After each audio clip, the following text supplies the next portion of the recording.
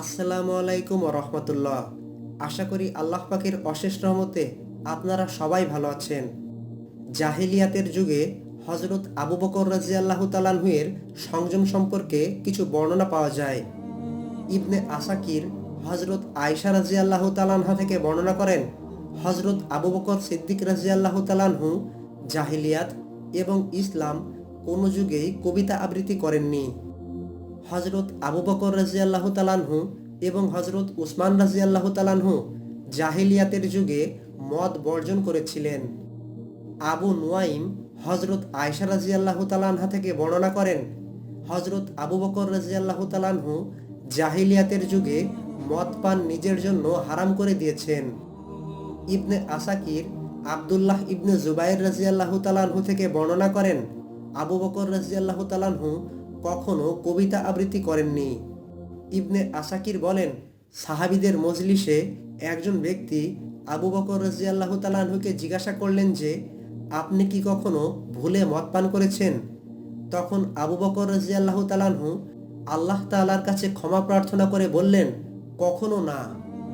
এরপর আবু বকর রাদিয়াল্লাহু তাআলাহু আবার বললেন, মদ পান করার কারণে মর্যাদা বিনষ্ট হয়। রাসূলুল্লাহ সাল্লাল্লাহু আলাইহি ওয়াসাল্লাম যখন এই সংবাদ জানতে পারলেন, তখন তিনি দুইবার বললেন, আবু বকর সত্যিই বলেছেন। এই হাদিসটির সনদ এবং পাঠকরণের দৃষ্টিকোণ থেকে অত্যন্ত গরীব। তবে হজরত আবু বকর রাদিয়াল্লাহু তাআলাহু জাহিলিয়াতের যুগে অত্যন্ত সংযমের পরিচয় দিয়েছেন, এতে কোনো সন্দেহ নেই। মহানবী সাল্লাল্লাহু আলাইহি ওয়াসাল্লাম মিরাজ থেকে ফিরে এসে যখন সেই রাতের ঘটনাগুলো তার সম্প্রদায়কে শোনালো, তখন তার সম্প্রদায় সেটা নিয়ে হাসি ঠাট্টা করতে লাগলো। কেউ কেউ হাততালি দিতে থাকলো। লোকজন হজরত আবু বকর রাদিয়াল্লাহু তাআলাহু এর কাছে গিয়ে বলেছিল, মহানবী সাল্লাল্লাহু আলাইহি ওয়াসাল্লাম তো এমন কথাবার্তা বলছেন। তখন আবু বকর রাদিয়াল্লাহু তাআলাহু বলেছিলেন, তিনি যদি এমন কথা বলে থাকেন তাহলে অবশ্যই তিনি সত্য বলেছেন। এরপর আবু বকর রাদিয়াল্লাহু তাআলাহু মহানবী সাল্লাল্লাহু আলাইহি ওয়াসাল্লামের কাছে গিয়ে মিরাজের রাতের ঘটনা সম্পর্কে জানতে চাইলেন। মহানবী সাল্লাল্লাহু আলাইহি ওয়াসাল্লাম মিরাজের রাতের সেই ঘটনা সম্পর্কে হজরত আবু বকরকে জানালেন। এরপর তিনি বায়তুল মুকাদ্দাসের ঘটনা সম্পর্কে জানতে চাইলেন, যাতে সেখানে থাকা মুশরিকরাও সেটা সম্পর্কে জানতে পারে। এরপর মহানবী সাল্লাল্লাহু আলাইহি ওয়াসাল্লাম বায়তুল মুকাদ্দাসের ঘটনা সম্পর্কে তাদেরকে জানালেন।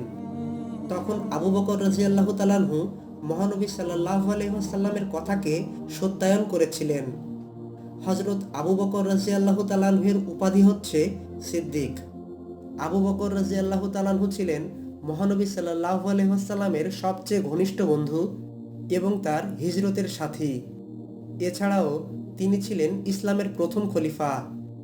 আল্লাহ তাআলা হযরত আবু বকর রাদিয়াল্লাহু তাআলাহু এর উপর শান্তি বর্ষণ করুন, আমিন। প্রতিনিয়ত ইসলামিক ভিডিও পেতে আমাদের চ্যানেলের সঙ্গে সংযুক্ত থাকুন।